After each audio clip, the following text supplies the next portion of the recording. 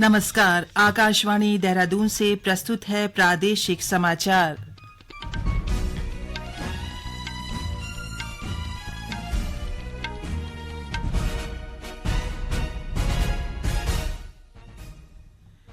पहले मुख्य समाचार। प्रधानमंत्री नरेंद्र मोदी ने 2047 तक देश को विकसित राष्ट्र बनाने में प्रवासी भारतीयों की निर्णायक भूमिका पर जोर दिया। मुख्यमंत्री पुष्कर सिंह धामी ने 28वें राष्ट्रीय युवा उत्सव के लिए 72 सदस्यीय दल को नई दिल्ली रवाना किया।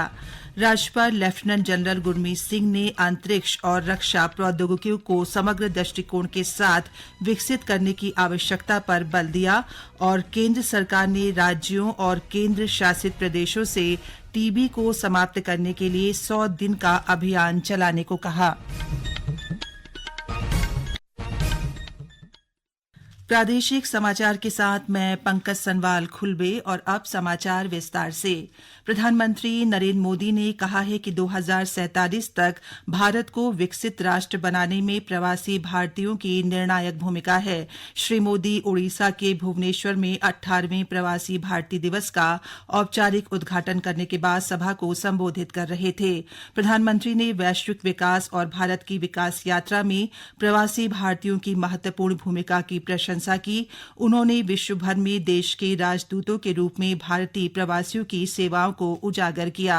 भारत के लोकतांत्रिक मूल्यों के महत्व पर चर्चा करते हुए श्री मोदी ने कहा कि भारत न केवल लोकतंत्र की जननी है, बल्कि लोकतंत्र हमारी जीवन शैली में समाहित है।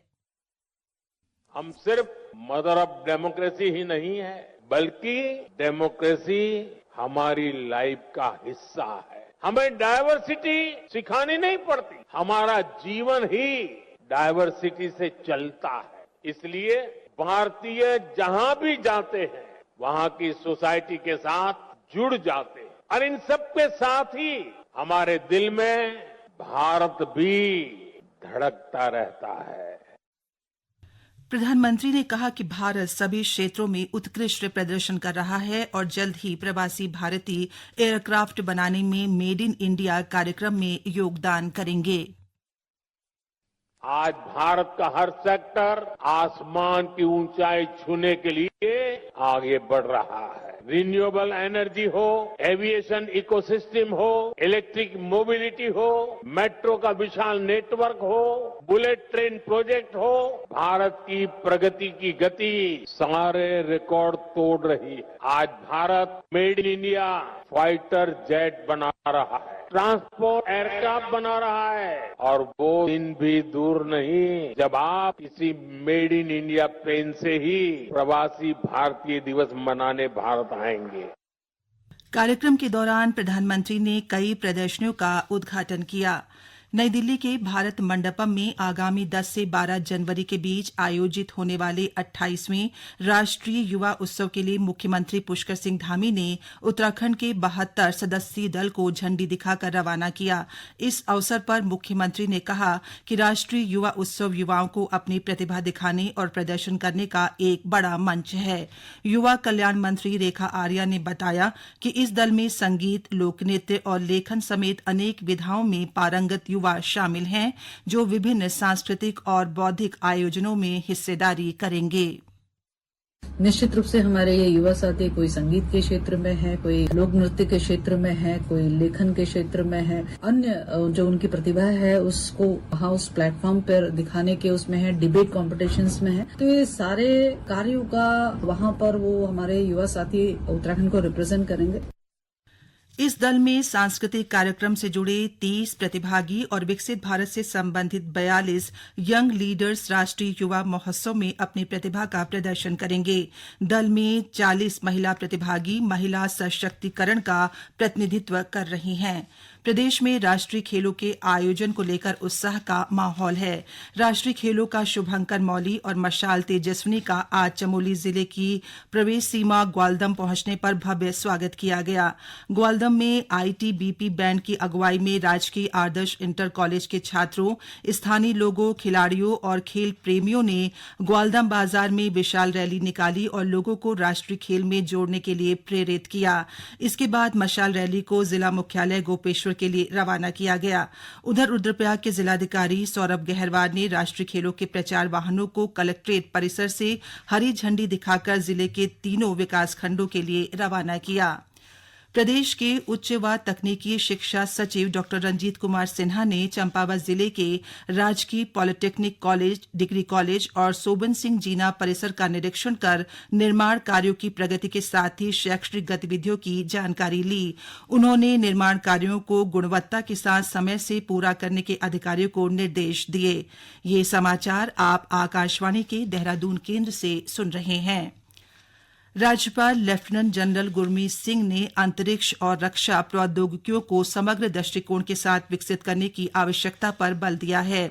उन्होंने कहा कि इससे न केवल राष्ट्रीय सुरक्षा बल्कि वैश्विक शांति और स्थिरता में भी योगदान मिलेगा। वे आज नई दिल्ली में SIA इंडिया द्वारा आयोजित डेवसेट 2025 कार्यक्रम के उद्घाटन सत्र को संबोधित कर रहे थे। राज्यपाल ने कहा कि विकसित भारत 2047 का दृष्टिकोण हमें न केवल आत्मनिर्भरता की ओर ले जाता है बल्कि ये सुनिश्चित करता है कि भारत वैश्विक मंच पर अपनी अग्रणी भूमिका निभाए। उन्होंने कहा कि मेक इन इंडिया और डिजिटल इंडिया जैसे अभियानों ने रक्षा और अंतरिक्ष विज्ञान में नए आयाम स्थापित किए हैं। तेजस जैसे स्वदेशी लड़ाकू विमान और अग्नि तथा पृथ्वी जैसी मिसाइलें भारत के आत्मनिर्भर रक्षा ढांचे का उत्कृष्ट उदाहरण हैं। राज्यपाल ने अंतरिक्ष क्षेत्र में स्टार्टअप, छोटे और मध्यम उद्योगों की भागीदारी को बढ़ावा देने और भारत को स्पेस फॉर ऑल नीति के तहत एक अग्रणी राष्ट्र बनाने पर भी बल दिया। गृह मंत्रालय ने सभी राज्यों और केंद्र शासित प्रदेशों से अनुरोध किया है कि वे देश से तपेदिक रोग समाप्त करने की केंद्र सरकार की प्रतिबद्धता के तहत जेलों और सुधार संस्थानों में क्षय रोग उन्मूलन के लिए 100 दिन का अभियान शुरू करें। मंत्रालय ने एक पत्र के जरिए सभी राज्यों और केंद्र शासित प्रदेशों से जांच शिविर आयोजित करने और सभी जेलों में तपेदिक रोग से संबंधित सूचना, शिक्षा और संचार सामग्री प्रदर्शित करने को कहा है। उधम सिंह नगर के जिला निर्वाचन अधिकारी नितिन सिंह भदौरिया और वरिष्ठ पुलिस अधीक्षक मणिकांत मिश्रा ने अधिकारियों के साथ रुद्रपुर बिगवाड़ा मंडी में स्ट्रांग रूम व मतगणना स्थल का निरीक्षण किया। जिला निर्वाचन अधिकारी ने मतदान और मतगणना की सभी व्यवस्थाओं को 20 जनवरी तक पूरा करने के निर्देश दिए। वहीं वरिष्ठ पुलिस अधीक्षक मणिकांत मिश्रा ने कहा कि स्ट्रांग रूम और मतगणना के लिए पर्याप्त सुरक्षा व्यवस्था रहेगी। उन जगहों पर जहां मतगणना हो रही है उसको लगातार जिलाधिकारी महोदय द्वारा और हमारे द्वारा देखा जा रहा है कि क्या क्या इंतजाम सुरक्षा के हिसाब से चाहिए, कैसे उनको जो मतपेटियां आ रही हैं उनकी क्या व्यवस्था रहनी चाहिए, उस पर जिलाधिकारी महोदय ने दिशा निर्देश दिए हैं और कुछ जगहों पर सुरक्षा की व्यवस्था करने के लिए भी निर्देश दिए हैं। उसी के अनुसार कार्रवाई की जाएगी।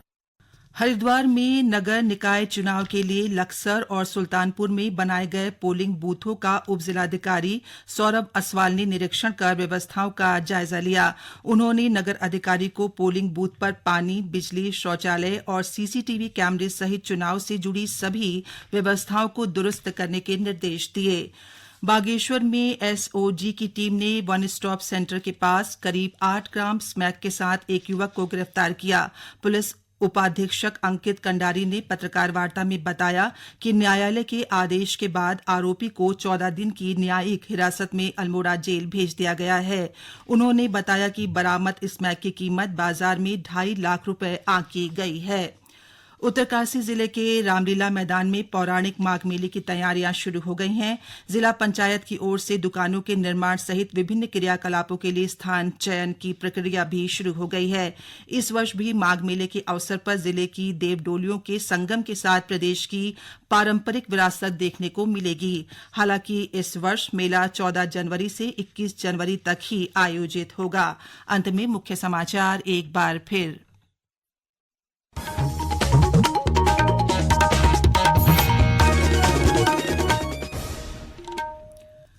प्रधानमंत्री नरेंद्र मोदी ने 2047 तक देश को विकसित राष्ट्र बनाने में प्रवासी भारतीयों की निर्णायक भूमिका पर जोर दिया। मुख्यमंत्री पुष्कर सिंह धामी ने 28वें राष्ट्रीय युवा उत्सव के लिए 72 सदस्यीय दल को नई दिल्ली रवाना किया। राज्यपाल लेफ्टिनेंट जनरल गुरमीत सिंह ने अंतरिक्ष और रक्षा प्रौद्योगिकियों को समग्र दृष्टिकोण के साथ विकसित करने की आवश्यकता पर बल दिया और केंद्र सरकार ने राज्यों और केंद्र शासित प्रदेशों से टीबी को समाप्त करने के लिए 100 दिन का अभियान चलाने को कहा। और इसके साथ ही समाचार का ये अंक समाप्त हुआ। नमस्कार।